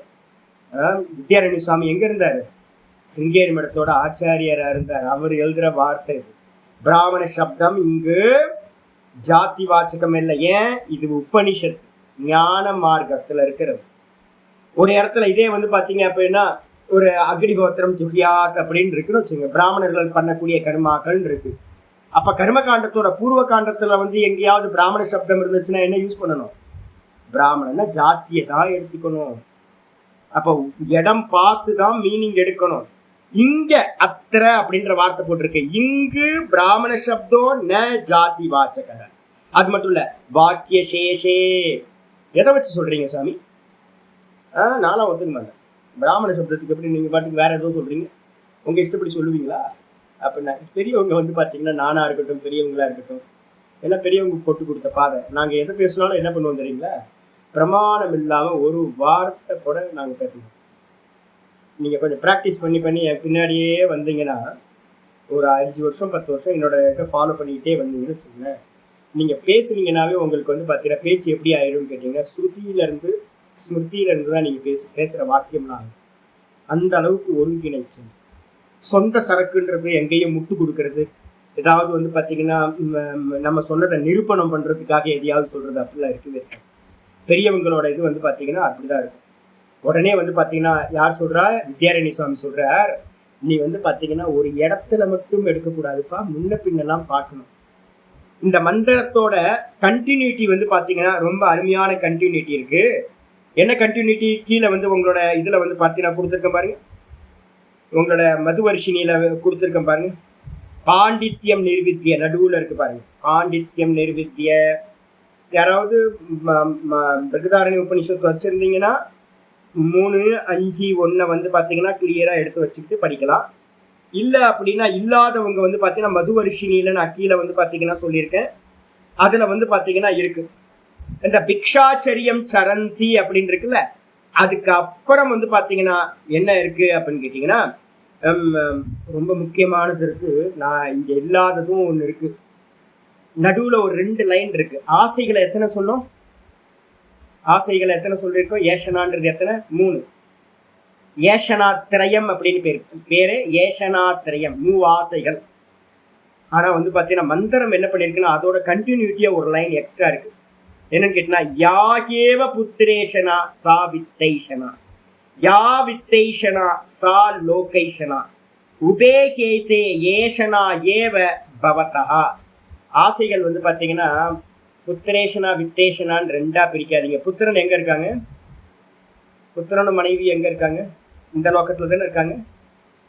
அதுக்கப்புறம் வந்து பார்த்தீங்கன்னா தனம் எங்க இருக்கு? வெல்த்லாம் எங்க இருக்கு? இந்த லோகத்துல தானே இருக்கு. அப்ப என்ன பண்ணுங்க, எல்லாத்தையும் வந்து பார்த்தீங்கன்னா என்ன பண்ணுங்க, வித்தேஷனா அப்போ லோகேஷனா இது எல்லாத்தையும் என்ன பண்ணுங்க அப்படின்னு கேட்டீங்கன்னா 2ஆ மாத்தணும்னு எங்க ஆசிரியர் சொல்லுவாங்க. ஒன்று சாதனம், ஒன்று சாத்தியம். சாதனா ஏஷனா, சாத்திய ஏஷனா. சாதனானா என்னது? எதெல்லாம் சாதனம் அப்படின்னு கேட்டீங்கன்னா மனைவி வேணும். எதுக்கு மனைவி? புத்திரனுக்காக. புத்திரன் வந்து பாத்தீங்கன்னா இருந்தா எதுக்காக அப்படின்னா அப்பதான் கர்மா பண்றதுக்கு ரைட்ஸ் கிடைக்கும். அப்ப வந்து பாத்தீங்க அப்படின்னா மனைவி, புத்திரன், அதுக்கப்புறம் வித்தம் செல்வம், இந்த 3ம் வந்து பாத்தீங்கன்னா பண்ணா எதை கிடைக்கும் அப்படின்னா பித்ருலோகத்துக்கு போகலாம். அப்போ பித்ருலோகத்துக்கு போகலாம். உபாசனா ஞானத்தை வச்சுக்கிட்டா தேவலோகத்துக்கு போகலாம். அப்போ வந்து பாத்தீங்கன்னா மனைவி, மக்கள், அதுக்கப்புறம் வந்து பாத்தீங்கன்னா தனம், இந்த தனத்து மூலமா அடையக்கூடிய லோகம். அப்ப மொத்தமும் என்னன்னு கேட்டீங்கன்னா ஒண்ணு சாதனங்கள், இன்னொன்னு சாத்தியம். இவ்வளவுதான். அப்ப மொத்த ஆசைகளே வந்து பாத்தீங்கன்னா என்ன? 2 ஆசைகள் தான் அப்படின்னு சொல்லிட்டு வந்து பாத்தீங்க அப்படின்னா அதுக்கப்புறம் மந்திரம் ஆரம்பிக்குது. ஒரு புத்திசாலியா இருக்கிறவன் என்ன பண்ணுவான் தெரியுங்களா? பாண்டித்யம் நிர்வித்ய பவதக தஸ்மாத் பிராமணஹ. ஆகையினால் பிராமணர்கள் என்ன பண்றாங்க அப்படின்னா பாண்டித்யம் நிர்வித்ய, பாண்டித்யம் நிர்வித்ய பாலேன திஷ்டாசேத். மந்திரத்தோட மிச்சம் இருக்கிற பாகத்தை நான் மதுவர்ஷினியில எழுதியிருக்கேன், தமிழ்லயே எழுதியிருக்கேன் பாருங்க. பாண்டித்யம் நிர்வித்ய பாலேன திஷ்டாசேத், பாண்டித்யம் ச பால்யம் ச நிர்வித்ய அத முனிஹி. பாண்டித்யம் ச நிர்வித்ய அத முனிஹி. அமௌனம் ச, ஒரு சக்காரம் விட்டு போயிருக்கு. அமௌனம் ச மௌனம் ச நிர்வித்ய, ஒரு சா நடுவில் போட்டுங்க. அமௌனம் ச, அமௌனம் ச மௌனம் ச நிர்வித்ய அத பிராமணாஹா, அத பிராமணாஹா அப்படின்னு மந்திரம். இந்த 2 லைன் வந்து பாத்தீங்கன்னா உங்களுக்கு இருக்கு. அந்த 2 லைன்ல என்ன சொல்லுது அப்படின்னு கேட்டீங்கன்னா அதை தான் இங்க ஆச்சாரியார் வித்யாரண்ய சுவாமி என்ன சொல்றாரு? வாக்கிய சேஷம்னு பேரு, மந்திரத்தோட மிச்ச பகுதி. அந்த மிச்ச பகுதியில என்ன இருக்கு அப்படின்னா பாண்டித்ய பால்ய மௌன சப்தாபிகி. 3 சப்தம் வந்து பாத்தீங்கன்னா புதுசா உங்களுக்கு நான் சொல்றேன். பாண்டித்யம்ன்ற சப்தம் ஸ்ரவணத்தை குறிக்கிறது. ஆச்சாரியர் சொல்றார் பாண்டித்ய பால்ய மௌன சப்த சப்தாபிகி அபிதேயைஹி, சப்த அபிதேயைஹி, 3 சப்தங்களால் ஸ்ரவண மனன நிதித்தியாசனைஹி அப்படின்னு சொல்றார். சிரவண மனன நிதித்தியாசனத்தை குறிக்கிறது. அப்போ பாண்டித்யம், பாண்டித்யம்னா என்ன அர்த்தம்? ஸ்ரவணம். உங்களுக்கு சிரவணம் பண்ணோன்னு உங்களுக்கு என்ன கிடைச்சிரும்? பாண்டித்யம் வந்துடும், சப்த ஞானம் எல்லாம் வந்துடும் உங்களுக்கு. நல்லா ஒரு 6-7 வருஷம் என் கூடயே வந்து 10 உபனிஷத்தையும் எல்லாம் கேட்டோன்னு வந்து பார்த்தீங்கன்னா உங்களுக்கு ஞானம் வந்துடும். ஞானம், சப்த ஞானம் வந்துடும். இப்பயே யோக சூத்திரம்லாம் கேட்டால் டக்கு சொல்றீங்கல்ல எல்லாருமே. கீதையெல்லாம் கேட்டால் வந்து பார்த்தீங்கன்னா அர்த்தம்லாம் பார்வதி அம்மாலாம் டக்குன்னு சொல்றாங்க, சித்ராமெல்லாம் உடனே சொல்றாங்க, எல்லாரும் நிறைய பேர் இருக்காங்க. அப்போ ஒரு சப்தங்கள்லாம் குறிக்க ஆரம்பிச்சிருச்சுல்ல, அப்போ வந்து என்ன அர்த்தம்? எல்லாம் பண்டிதர்கள் ஆயிட்டீங்கன்னு அர்த்தம். சிரவணம் பண்ணாவே என்ன ஆயிடுவான்? சிரவணம் பண்ணாவே பண்டிதன் ஆயாச்சு. அப்போ சிரவணத்துக்கு இன்னொரு இது என்னது சினானிமா யூஸ் பண்றது என்ன அப்படின்னு கேட்டீங்கன்னா பாண்டித்யம். அதுக்கப்புறம் பாண்டித்யத்தை வந்து என்ன பண்ணணும் சாமி அப்படின்னா, ஆஃப் பேக்குடு ரொம்ப டேஞ்சர், வயிற்ற கெடுத்துரும், ஃபுட் பாய்சன் ஆகிடும். அதனால வந்து பார்த்தீங்கன்னா நிர்வித்தியன்னு ஒரு வார்த்தை இருக்கு. நிர்வித்தியன்றதுக்கு அர்த்தம் என்ன அப்படின்னு கேட்டீங்கன்னா நிஷேஷம் கிருத்துவா, மிச்சமில்லாமல் முடித்து அப்படின்னு அர்த்தம். யாரெல்லாம் வந்து பார்த்தீங்கன்னா அறகுறையா படிச்சாங்களோ அவங்க எல்லாம் தப்பு தப்பா காரியம் பண்ணியிருக்காங்க. இந்த உலகத்தை ஏகப்பட்ட காரியம் தப்பு தப்பா பண்ணியிருக்காங்க. சின்மயானந்த சாமி வந்து பார்த்தீங்கன்னா 5 உபனிஷத் தான் படித்தார். சின்மயானந்த சாமி வந்து பார்த்தீங்கன்னா தப்போவன் மகராஜுக்கு 5 உபனிஷத் தான் படித்தார். படித்தோன்னே பகவத்கீதை படித்தார், 5 உபனிஷத்து படித்தார். பிரம்மசூத்திரம் படிக்கல, வேற இன்னும் உபனிஷத்தெல்லாம் சாந்தோக்கியம், பிருகதாரண்யம், இது மாதிரி முக்கியமான உபனிஷதங்கள், யோக சாஸ்திரம் இதெல்லாம் இது படிக்கணும். 5 உபனிஷத்து படித்தோடனே ஒரு வைராக்கியம் வந்துடும், எல்லாமே தெரிஞ்ச மாதிரி ஒரு பாவனை வரும். அவர் கிளம்புறாரு, நான் கீழே போகிறேன், கீதையை வந்து பார்த்தீங்கன்னா பிரச்சாரம் பண்ண போகிறேன் அப்படின்னு. இவர் வந்து தப்போவன் மகராஜ் சொல்கிறாரு, இல்லைப்பா ஒன்று நீ வந்து உன் வேலை இல்லை, உன் வேலை என்னவோ அதை பண்ணு அப்படின்னு. என்ன வேலை அப்படின்னு கேட்டிங்கன்னா சிரவணத்தை மிச்சமில்லாமல் பண்ணணும். அறகுறையா பண்ணுனா தப்பு தப்பா வந்து பார்த்தீங்கன்னா மீனிங் எடுக்க வேண்டியிருக்கும். சிரவணத்தை வந்து பார்த்தீங்கன்னா நிர்வித்தியன்னு ஒரு வார்த்தை இருக்குல்ல, பாண்டித்யம் நிர்வித்திய. நிர்வித்தியன்னு என்ன அர்த்தம்? நிஷேஷம் கிருத்துவா, மிச்சமில்லாமல் முடித்து அப்படின்னு அர்த்தம். மிச்சமில்லாமல் முடிச்சுன்னா என்ன அப்படின்னா, பரம்பரையில வந்து பார்த்தீங்கன்னா சங்கரர் என்ன பண்ணியிருக்கார், 10 உபனிஷதங்கள் பாஷ்யம் பண்ணியிருக்கார். ஈஷகேன கட்ட பிரஷ்ன முண்டக மாண்டுக்கிய தித்திரிகி ஐத்திரேயஞ்ச சாந்தோக்கியம் பிரகதாரண்யகம் ததா. இது யாரு வந்து பாத்தீங்கன்னா சொன்னா? சங்கரர் சொன்னார. சங்கர்லாம் சொன்னா நான் ஏத்துக்க மாட்டேன். சங்கர்லாம் சொல்லல. யார் சொன்னா அப்படின்னா முக்திகோ உபனிஷத்துல ஹனுமனுக்கு வந்து பாத்தீங்கன்னா ராமர் வந்து பாத்தீங்கன்னா உபதேசம் பண்ற, மாண்டுக்கியம் ஏக்கமேவானம் மமுக்ஷூனாம் விமுக்தையே. ஒரே ஒரு உபனிஷத்து, உத்தம அதிகாரி, வெறும் பிராணன்ல நிக்கிறான் அப்படின்னா அவனுக்கு வந்து பாத்தீங்க அப்படின்னா ஒரு உபனிஷத்து மாண்டுக்கியம் போதும், அஜாதவாதத்தை சொல்லி முடிச்சு விட்டுரும். அதே நேரத்துல உனக்கு வந்து பாத்தீங்கன்னா ஒரு உபனிஷத்தை படிச்சு ஆகல அப்படின்னா நீ என்ன பண்ணு, 10 தச உபனிஷத்தம் பட்ட அப்படின்னு வந்து பாத்தீங்கன்னா ராமர் ஹனுமனுக்கு வந்து பாத்தீங்க அப்படின்னா உபதேசம் பண்றார். 10 உபனிஷதங்களை நீ படிப்பாயாக அப்படின்னு, சிரவணம் பண்ணு அப்படின்னு. அவர் தான் வந்து பாத்தீங்கன்னா என்ன பண்றார், ஈஷகேன கட்ட பிரஷ்ன முண்டக மாண்டுக்கிய தித்திரிகி ஐத்திரேயஞ்ச சாந்தோக்கியம் பிரகதாரண்யகம் ததா அப்படின்னு 10 உபனிஷதங்களை யாரு கவுண்டிங் பண்றா? ராமர் சொல்ற. ஒருவேளை 10 உபனிஷத்து படிச்சும் உனக்கு புத்தி வரல அப்படின்னா, எனக்கு வந்து பாத்தீங்கன்னா இன்னும் இந்த உலகம்லாம் சத்தியமா தெரியுது சாமி அப்படின்னா, அப்ப இன்னும் சத்தியமா தெரியுதா? இன்னும் கனவு மாதிரி தெரியல. அப்ப என்ன பண்ணு, அப்ப நான் 32 உபனிஷதத்தை படி அப்படின்னு 32 உபனிஷத்தை எழுதுற. சாமி எனக்கு அப்பவும் புத்தி வரல சாமி, மங்குனி. அப்போ வந்து பாத்தீங்கன்னா கூறு கேட்ட குக்கரு, குக்கர்ல ஏதாவது போட்டா தெரியுமா? குக்கருக்கு நீங்க வந்து பாத்தீங்கன்னா அதுக்குள்ளார என்ன வேக வைக்கிறீங்கன்னு குக்கருக்கு தெரியவே தெரியாதுன்னு, ரைஸ் குக்கருக்கு தெரியுமா? தெரியாதுல்ல. அதே மாதிரி உள்ள என்ன போனாலும் தெரியல அப்படின்னா கூறு கெட்ட குக்கர்னு அர்த்தம், ரொம்ப அதம அதிகாரின்னு அர்த்தம். அப்ப என்ன பண்ணு, 32 உபனிஷத்துலயும் வந்து பாத்தீங்கன்னா புத்தி வரலையா? அப்ப என்ன பண்ண, 108 உபனிஷதங்களை படி அப்படின்னு 108 உபனிஷதங்களை முக்திகோபனிஷத்துல ஆச்சாரியார் ராமர் வந்து பாத்தீங்கன்னா ஹனுமனுக்கு உபதேசம் பண்றார். இதான் இப்ப நமக்கு 108 உபனிஷத்துன்னு சொல்லிட்டு இருக்கோம். இந்த 10 உபனிஷத்தை என்ன பண்றார் சங்கரர் வந்து பாத்தீங்கன்னா பாஷ்யம் பண்றார். மேஜர் உபனிஷத்துன்னு அதுக்கு பேர் வச்சிருக்கோம். 10 உபனிஷதங்களுக்கு சங்கர பாஷ்யம் இருக்கு. அதுக்கப்புறம் கூட என்ன இருக்கணும், பிரம்மசூத்திரம், அதான் கன்க்ளூஷன், ஜட்ஜ்மெண்ட் எல்லாத்துக்கும். அதுக்கப்புறம் பகவத்கீதா, சாதனைகள் என்ன பண்ணணும்ன்றத பகவத்கீதை தான் சாதனைகளை நல்லா சொல்லுது. இந்த 3த்துக்கும் பேரு பிரஸ்தானத்திரயம் அப்படின்னு பேர். இத சொந்த வியாக்கியானத்துல படிக்கூடாது, புக்கை படிச்சாலும் படிக்கூடாது. ஒரு குருநாதர் சங்கர பாஷ்யத்தோட இதை கரெக்டா பதார்த்தமா கேட்டு தெரிஞ்சுக்கணும். அப்ப மிச்சமில்லாமல் பிரஸ்தானத்திரயத்தை சிரவணத்தை முடிக்கணும் ஒருத்தர். அப்ப சந்தேகம் எதுவுமே வராது, ஏன் சொல்லியிருக்கு, எதுக்கு சொல்லியிருக்கு அப்படின்னு எந்த டவுட்டும் வந்து பாத்தீங்கன்னா ஒருத்தருக்கு வராது. அதுக்கப்புறம் பாண்டித்யம் நிர்வித்யா. அப்ப பாண்டித்யம்ன்ற சப்தம் எதை குறிக்குது? நல்ல சிரவணத்தை மிச்சமில்லாமல் ஒருத்தன் பண்ணினா அப்படின்னா அவன் பண்டிதன். அதுக்கு அடுத்தது பால்யம் அப்படின்ற வார்த்தை இருக்கு. பால்யம் எதை குறிக்குது அப்படின்னா மனனத்துக்கு இன்னொரு பேர் தான், சினானிம் தான் வந்து பாத்தீங்க அப்படின்னா பால்யம். என்ன சாமி பால்யம்னா என்னது? பால்ய அவஸ்தைன்னு சொல்லுவோம்ல. பால்ய அவஸ்தைனா சின்ன குழந்தைத்தனம், சின்ன குழந்தைத்தனம் நீங்க எடுக்கலாமா அப்படின்னா இந்த இடத்துல வந்து பால்யம்ன்றதுக்கு அர்த்தம் சிறுபிள்ளையை எடுக்கக்கூடாது. பாலனை வந்து பாத்தீங்கன்னா இங்க பாலன்ல இருக்கக்கூடிய தன்மைக்கு பேர் பால்யம்னு பேரு. அப்ப அந்த சின்ன பையன்கிட்ட இருக்கிற தன்மையை இங்க எடுக்கக்கூடாது. அப்ப என்ன எடுக்கணும்? பலசிய பாவம் பால்யம் அப்படின்னு எடுக்கணும்.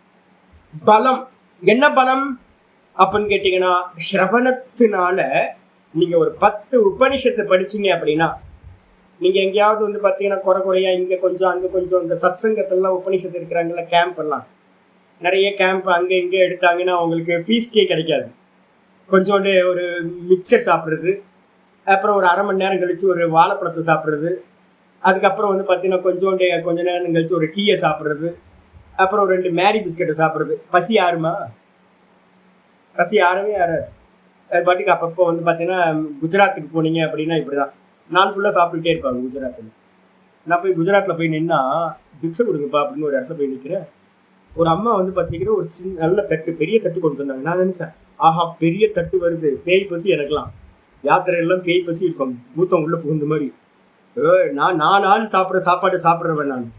நான் பெரிய தட்டு கொண்டு வந்தோன்னே நான் நினைச்சேன், ஆஹா இன்னைக்கு ஒரு வெட்டிட வேண்டியதுதான், சூப்பர் ஃபீஸ்ட் நமக்கு கிடைக்க போகுது. ஒரு ஹெட் மாஸ்டரோட வீட்டில் பிக்ஷா கொடுக்குறாங்க அப்படின்னு பார்த்தா இவ்வளோண்டு சாதங்க, இவ்வளோ வச்சிருக்காங்க. ஒரு ரொட்டி சின்ன ரொட்டியா போட்டு குழந்தைங்களுக்கு வந்து பார்த்தீங்கன்னா ஒரு 5 வயசு 6 வயசு குழந்தைங்களுக்கு கொடுக்குற மாதிரி ஃபுட்டை வந்து பார்த்தீங்கன்னா கொடுத்தாங்க. அட பாவமே, நான் வேற கேட்கக்கூடாதா? ஒரு நியமம் வச்சிருக்கேன், கேட்கக்கூடாது அப்படின்னு. என்ன ஆகும் யோசிச்சு பாருங்க. மேலே கேட்கக்கூடாது, என்ன வந்துச்சோ அதை சாப்பிட்டு கையை வாஷ் பண்ணிட்டேன். எனக்கு கோபம்னா கோபம். ஃபர்ஸ்ட் டைம் வந்து குஜராத்தில் சாப்பிடும்போது எனக்கு ஆச்சரியம், இவ்வளோதான் சாப்பிடுவாங்களா மனுஷங்கள்லாம் இங்கே குஜராத்தில் இவ்வளோதான் சாப்பிடுவாங்களான்னு.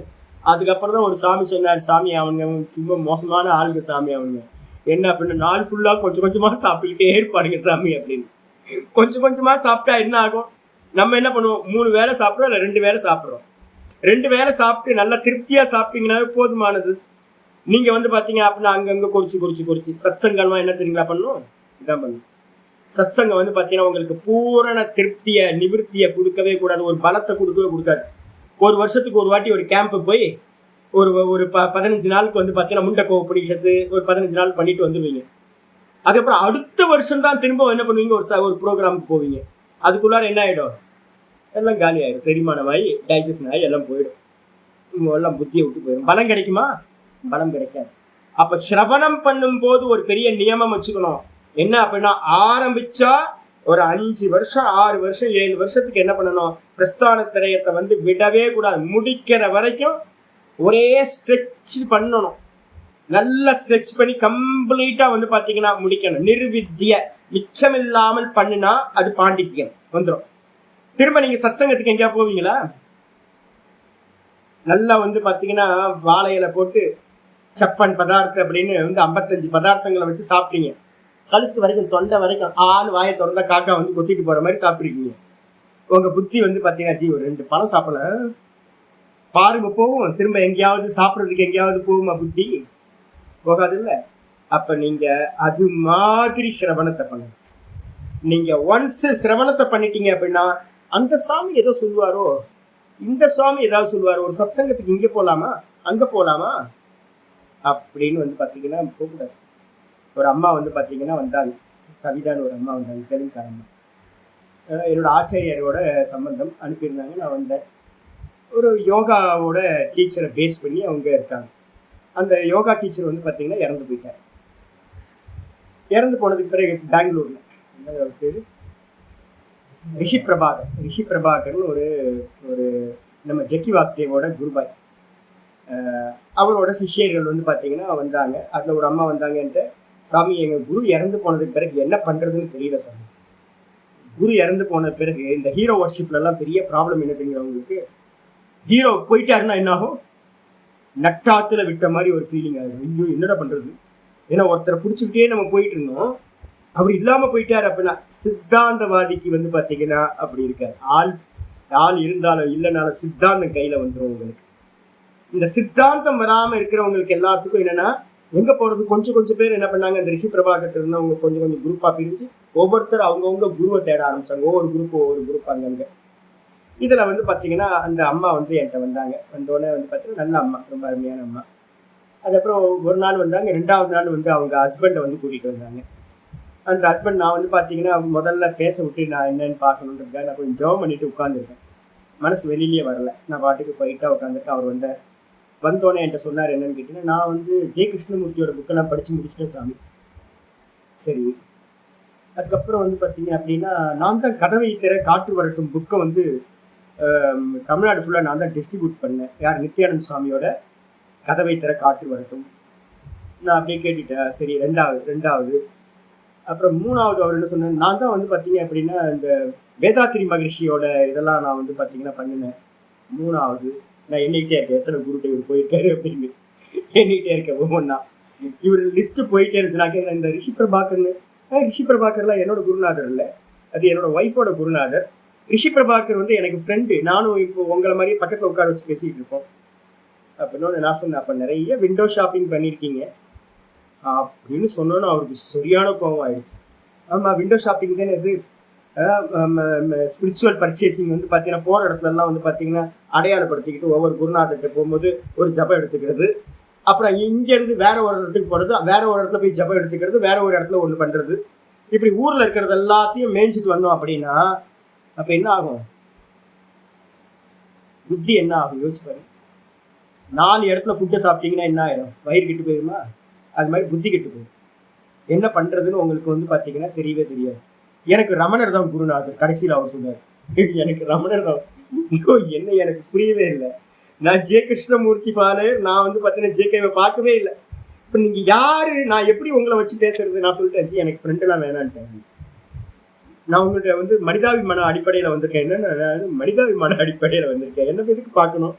நான் கேட்டேன், ஒன்று என்கிட்ட இருந்து ஞானத்தை எடுத்துக்கணும், இல்லை உங்கள்கிட்ட இருந்து எனக்கு ஏதாவது பிராப்தி ஆகணும், இல்லை என்கிட்ட இருந்து உங்களுக்கு எடுக்கணும். நீங்கள் ஒன்று எடுக்கணும், இல்லைன்னா கொடுக்கணும். ஏதாவது ஒன்று தான் பாசிபிள். என்கிட்ட ஞானம் இருக்குது, உங்களுக்கு வந்து பார்த்தீங்கன்னா யோகத்தை தெரிஞ்சுக்கணும்னாலும், இல்லை வந்து பார்த்தீங்கன்னா ஞானத்தை ஆத்ம ஞானத்தை தெரிஞ்சுக்கணும்னாலும் என்கிட்ட நீங்கள் வரலாம்.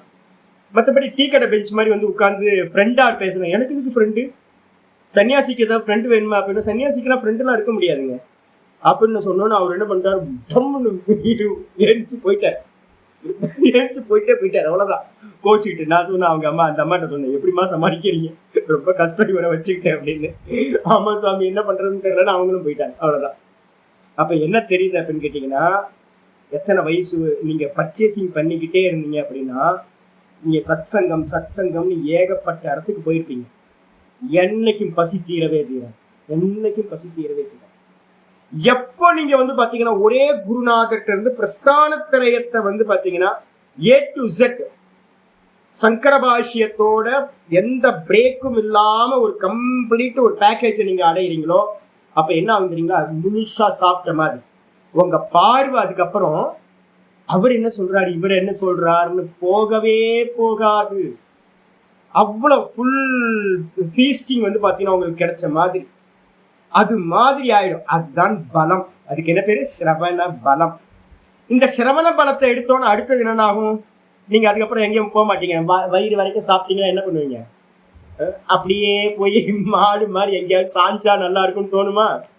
நல்லா ஒரு கல்யாணத்துக்கு போய் நல்ல வயிறு முட்டை சாப்பிட்டு அப்படியே மதன் மலைப்பாம்பு மாதிரி எங்கேயாவது படுத்து கிடந்தா நல்லா இருக்கும்னு தோணுமா? அதான் சிரவணத்தோட பலம். சிரவணம் பண்ணதுக்கு பிறகு உங்களுக்கு உங்களுடைய எல்லா பிரவிற்த்தியும் என்ன ஆயிடும், பிரேக் ஆயிடும். இங்க போலாம் அங்க போலாம், இதை செய்யலாம் அதை செய்யலாம், எல்லாம் பிரேக் ஆயிடும். அப்படியே சும்மா இருந்தா போதும், ஒதுங்கி எங்கேயாவது இருந்தா போதும் அப்படின்னு தோணும். ஏன்? வயிறு முட்டை சாப்பிட்டுருக்கீங்க, எங்கேயும் போக முடியாது. சிரவணத்தோட பலம் வந்து பாத்தீங்கன்னா அதுதான். சரி, அந்த பலம் கிடைச்சதுக்கு பிறகு என்ன நடக்கும்? சாப்பிட்ட உணவு டைஜஸ்ட் பண்ண வேண்டியிருக்குமா?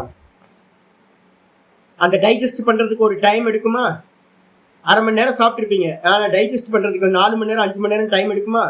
அதுக்கு பேர் என்ன பேருனா மனனம் அப்படின்னு பேரு. நல்லா மேய்ஞ்சாதான் மாடு, நல்லா மேய்ஞ்சாதான் மாடு நல்லா அசைப்போடும். அப்ப வந்து பாத்தீங்கன்னா சிரவணத்தை மிச்சம் இல்லாம ஒருத்தர் பண்ணுனா அதுல இருந்து ஒரு பலம் உண்டாகும், ஒரு சாமர்த்தியம் வீரியம் உண்டாகும். நீங்க என்ன பண்ணுவீங்கன்னா ஆட்டோவா உங்களுக்குள்ளார என்ன போக ஆரம்பிச்சோம்னா காலையில இருந்து சாயந்தரம் வரைக்கும் நீங்க படிச்ச விஷயங்களே திரும்ப திரும்ப திரும்ப உங்களுக்குள்ளார அதே ஓடிக்கிட்டு இருக்கோம். உலக விஷயங்கள் உள்ளுக்குள்ளார வரவே வராது. அதுக்கு பேர் என்ன பேரு? பலசிய பாவம் பால்யம், மனனம் அப்படின்னு பேர். எப்ப மனனம் ஸ்டார்ட் ஆகும் சாமி? நான் மனனம் பண்ணிட்டு இருக்கேனா இல்லையா அப்படின்னா 24 மணி நேரமும் பேக்ரவுண்ட்ல உங்களுக்கு வேதாந்த சிந்தனை போயிட்டே இருந்துச்சுன்னா, எந்த விஷயம் பேசினாலும் நீங்க வேதாந்தத்தை உள்ள கொண்டுட்டே வந்துட்டு இருந்தீங்கன்னா, இப்ப நாங்க 2 பேர் போறோம், நாகபிரம்ம சிஷியர்கள்லாம் இருக்காங்க, யாரு வந்தாலும் வந்து பாத்தீங்கன்னா நாங்க எதை பேசினாலும் எங்க கொண்டு வந்து முடிச்சுட்டு வந்துடுறீங்களா? என்ன பேசினாலும் வந்து பாத்தீங்கன்னா பின்னாடி பேக்ரவுண்ட்ல எது இருக்கும்? வேதாந்தம் தான். எதை பேசினாலும் வேதாந்த பேக்ரவுண்ட்ல இருந்தே தான் பாக்குறது, பேசுறது எல்லாம். அதுக்கு என்ன பேரு? எதனானது? பலத்தினால உண்டாகிறது. பால்யம், மனனம் சித்திச்சு 24 மணி நேரம் காலையில எந்திரிச்சோன முதல் தாட்டே வந்து உங்களுக்கு என்ன ஓடும்? ஆத்மா பிரம்மம் தான் ஓடிட்டு இருக்கும். ஏதாவது இந்த விஷயத்தை பத்தி சிந்தனை ஓடிக்கிட்டே இருக்கும். அப்ப அதுக்கு பேர் மனனம் அப்படின்னு பேர். அதான் பால்யம்னு பேர். அப்போ பாண்டித்யம்னா சிரவணம், பால்யம் அப்படின்னா அந்த சிரவணத்தோட பலத்திலிருந்து உண்டாகின்ற மனனத்துக்கு பேர் வந்து பாத்தீங்கன்னா பால்யம். சரி, அதையும் என்ன பண்ணணும்? மிச்சமில்லாமல் முடிக்கணும். நிர்வித்ய, மிச்சமில்லாமல் பண்ணிட்டு அதுக்கப்புறம் 3வது சப்தத்துக்கு வர்றீங்க. மனனம் பண்ண பண்ண பண்ண என்ன ஆகும் தெரியுங்களா? ஐயோ போதும், சப்தங்கள் எல்லாம் போதும். சிரவணத்திலையும் சப்தங்கள் தான், மனனத்திலையும் வந்து பாத்தீங்கன்னா மனசு பேசிக்கிட்டு இருக்கு. சதா மனசு பேசிக்கிட்டே சப்தங்களை சொல்லி சொல்லி சொல்லி அப்ப எல்லாம் மனனம் பண்ண பண்ண பண்ண பண்ண எல்லாம் ஒண்ணு சேர்ந்து ஏக்க வாக்கியம் ஆயிடும். அகம் பிரம்மாஸ்மி தான் மொத்த சாஸ்திரத்தோட சாரம். என்ன? நல்லா கடைஞ்சி கடைஞ்சி, மனனத்துக்கு பேரு மந்தனம்னு பேரு. மனனம்னா நல்லா கடைய கடைய மோர கடைஞ்சி கடைஞ்சி கடைஞ்சி அது என்ன ஆயிடும்? திரண்டு வெண்ணையா வர மாதிரி என்ன ஆயிடும்னு கேட்டீங்கன்னா ஒரு கன்க்ளூஷன் வந்துடும். மனசு நான் பிரம்மமா இருக்க, இது எல்லாம் வெளியில இருக்கிறது எல்லாம் வெறும் சொப்பனம், திருஷ்யம், பொய். இந்த கன்க்ளூஷன் எங்க வரும்? மனனம் முடியும் போது உங்களுக்கு இந்த கன்க்ளூஷன் சாலிடா வந்துருச்சு அப்படின்னா, அப்ப உங்க பிரவருத்தி வெளியில ஏதாவது நடக்குமா? வேற எங்கேயாவது போவீங்களா? ஒரு ஆசிரமம் கட்டலாம், இல்ல இந்த ப்ரோக்ராம் பண்ணலாம், அந்த ப்ரோக்ராம் பண்ணலாம், இங்க போலாம் அங்க போலாம், ஏதாவது நடக்குமா? ஒன்றும் நடக்கும். அப்ப வந்து பாத்தீங்கன்னா உங்களுடைய இச்சை எல்லாம் என்ன ஆயிடும்னு கேட்டீங்கன்னா மொத்தமா நிர்மூலமாயிடும். எனக்கு பண்ண வேண்டியது வந்து பாத்தீங்கன்னா இனி ஒன்னும் பண்ண வேண்டாம். சின்ன சம்சயக மேதாவி, சின்ன சம்சயக 18:10 வந்து பாத்தீங்கன்னா ஸ்லோகத்தை எடுத்து பாத்தீங்கன்னா உங்களுக்கு தெரிஞ்சிடும். மேதாவின்றதுதான் பாண்டித்யம்னு பேரு. சிரவணம், சிரவணம் முடிச்சவனுக்கு பேர் மேதாவின்னு பேரு, பண்டிதன் அப்படின்னு பேரு. மனனம் பண்ணவனுக்கு பேர் என்ன பேரு? மனனம் சரியா பண்ணி முடிச்சிருக்கீங்கன்னா உங்களுடைய கர்த்தவியத்துல வந்து எந்த ஒரு இதுவும் இருக்காது, ஆசிலேஷனே இருக்காது. நான் என்னுடைய சொரூபத்துல நிக்கிறத மட்டும்தான் பண்ணணும் அப்படின்னு ஒரு நிச்சயம் வந்துச்சுன்னா உங்க மனனம் கம்ப்ளீட் ஆயிருக்குன்னு அர்த்தம். நல்லா பண்ணிருக்கீங்கன்னு அர்த்தம். என்னுடைய சொரூபத்துல நிக்கிறது மட்டும்தான் வந்து பாத்தீங்கன்னா என்னுடைய கர்த்தவியம், இதுதான் மோட்ச சாதனம் அப்படின்னு உங்களுக்கு கன்க்ளூஷன் வந்துச்சுன்னா மனனம் முடிஞ்சிருச்சு. அவன் என்ன பண்ணுவான்? நிதித்தியாசனத்துக்கு போவான். அப்ப நிதித்தியாசனத்துக்கு போறதுக்கு முன்னாடி மனனத்தை என்ன பண்ணணும்? மிச்சமில்லாமல் பண்ணணும். நீங்க மனனத்தை அறகுறையா பண்ணினீங்கன்னா என்ன எடுத்துறீங்களா? என்ன பண்ணுவீங்க? வெளியில போயிட்டு மேய ஆரம்பிப்பீங்க, வேற ஏதாவது காரியம் பண்ண ஆரம்பிப்பீங்க. அப்ப மனனத்தை வந்து பாத்தீங்கன்னா மிச்சமில்லாமல் பண்ணிட்டு நிதித்தியாசனம் போகும்போது என்ன பேரு அப்படின்னா மௌனி, முனிவன். அத முனிகி அப்படின்னு சொல்லியிருக்கு. முனிவன் அப்படின்றதுக்கு அர்த்தம் 2 அர்த்தம். மனநாத் முனிகி, மௌனாத் முனிகி. மௌனம் பண்றவன்லயே 2 மௌனம் சொல்லியிருக்கேன். ஒன்னு மனனம் பண்றதுல 2 மனனம். ஒன்னு கம்பேர் ஸ்டடிஸ் எல்லாம் வச்சு நல்லா அனலைஸ் பண்றது. 2வது வந்து பாத்தீங்கன்னா நேத்தின்னு உள்ளுக்குள்ளார பண்றதுக்கு பேரும் மனனம்னு பேரு. நேத்தி பண்றவன் வெளியில எந்த விவகாரம் பண்ணாம கண்ண மூடி உட்கார்ந்துட்டு எல்லாத்தையும் வர தாட் எல்லாத்தையும் நேத்தி இது இல்ல இது இல்ல இது இல்ல இது இல்ல அப்படின்னு நேத்தி பண்ணிட்டு இருப்பான் மௌனத்துல இருந்துகிட்டு. அப்போ நிதித்தியாசனத்தோட ஆரம்பம் மௌனம். ஆனா உள்ளுக்குள்ளார என்ன நடந்துட்டு இருக்கோம்? மனசு வந்து மௌனமா இருக்காது, மனசு வந்து நேத்தி பண்ணிட்டு இருக்கும். அதுக்கப்புறம் வாஸ்தவம் வந்து பாத்தீங்கன்னா நிதித்தியாசனத்தோட செகண்ட் இதுதான் வந்து பாத்தீங்கன்னா என்ன ஆயிடும்? மனனம். நிதித்தியாசனம்ன்றது மனோ மௌனம். அப்ப மௌனின்னு பேரு, முனிவன் அப்படின்னு பேரு. அவனுக்கு பேர் தான் முனிவன். மனனம் பண்றவனுக்கு பேரு முனிவன். மௌனமா இருக்க நிதித்தியாசனத்துல இருக்கிறவனுக்கு பேரு முனிவன். இந்த முனிவன் என்ன பண்றான்? அதுவும் சாதனை தான், நிதித்தியாசனமும் ஒரு சாதனை தான். அப்ப சாதனைகளுக்கு எல்லாம் ஒரு எண்ட் இருக்குமா? ஆமா.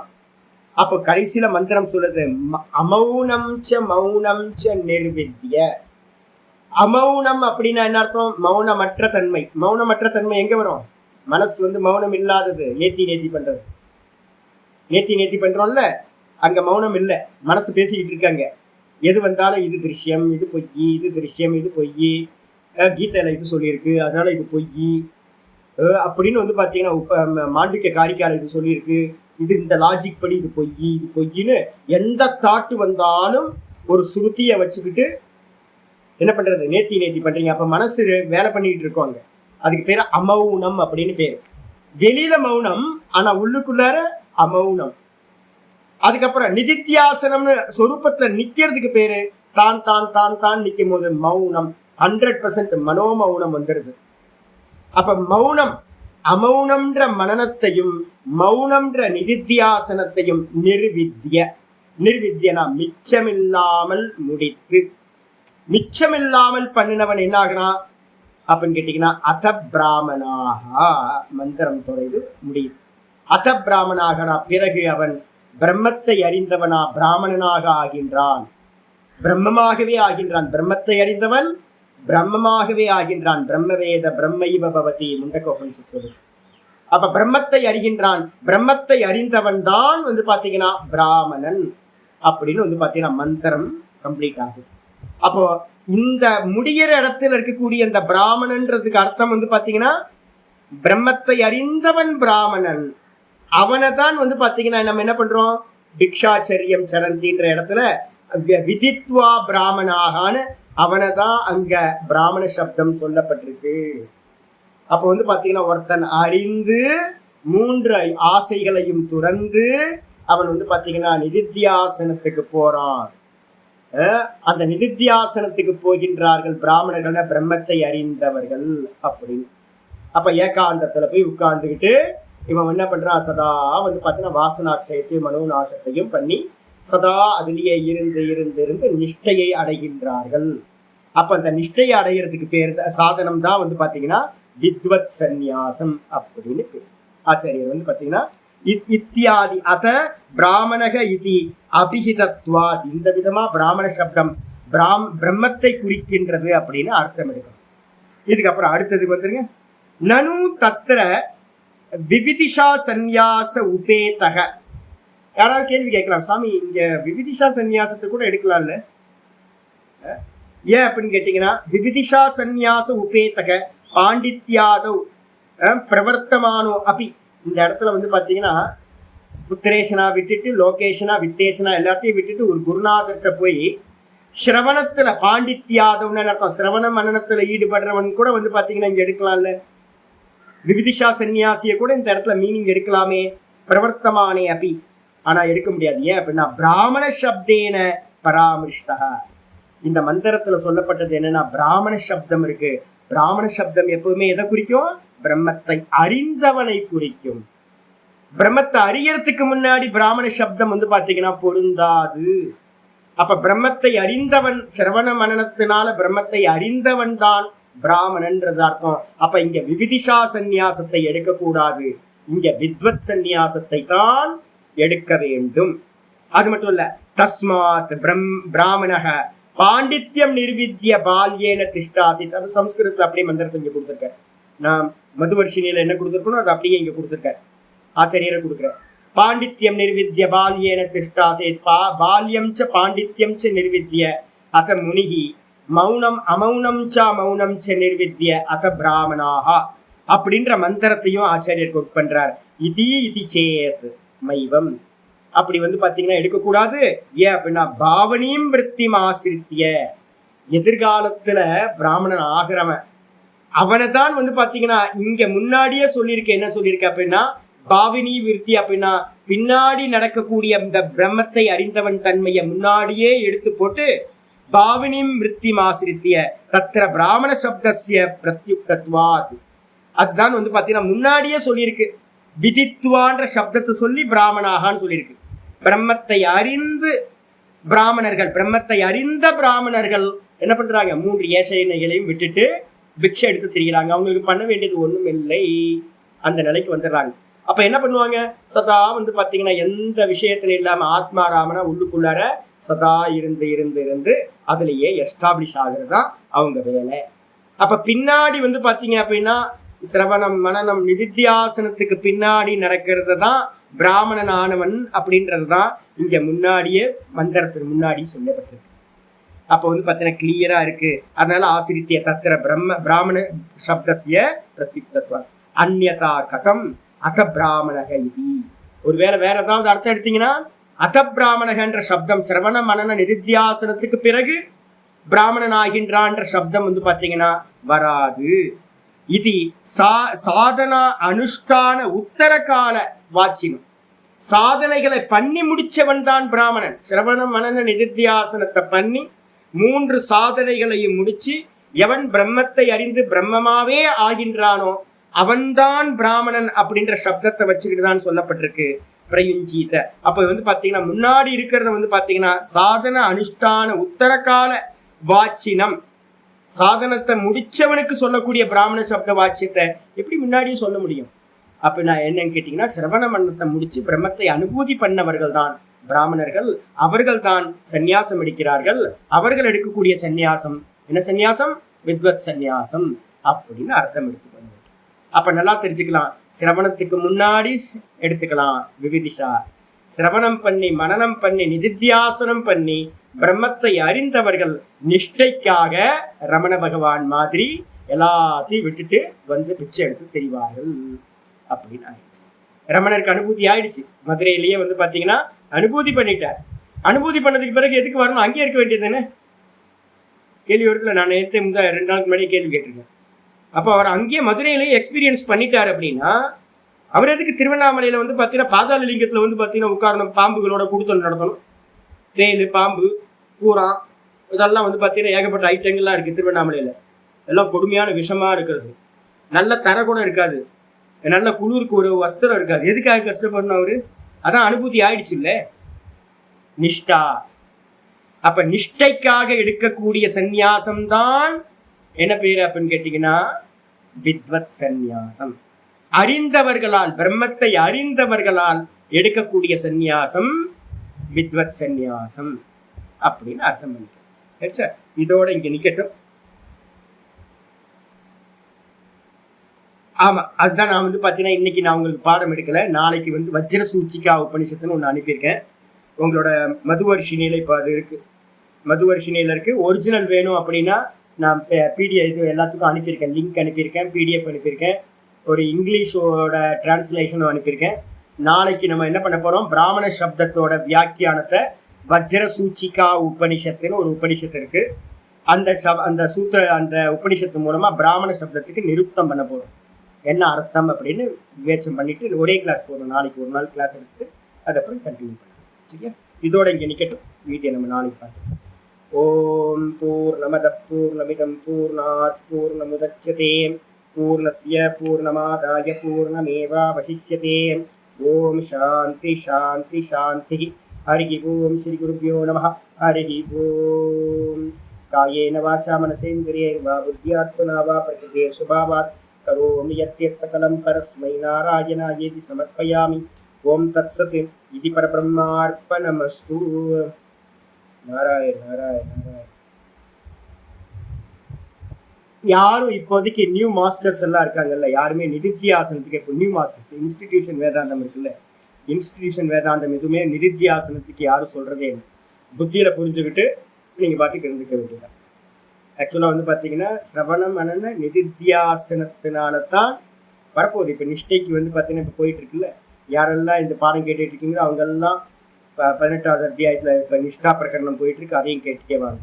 அதில் சொல்கிற கண்டிஷன்ஸ் எல்லாம் அப்படியே இந்த வித்வத் சன்னியாசிக்கான கண்டிஷன்ஸ் எல்லாமே ரமண பகவானோட லைஃப் ஸ்டைலோட இங்கே வந்து அவர் என்னவா இருந்தாருன்றதை பார்த்தீங்கன்னா அப்படியே தெரியும்.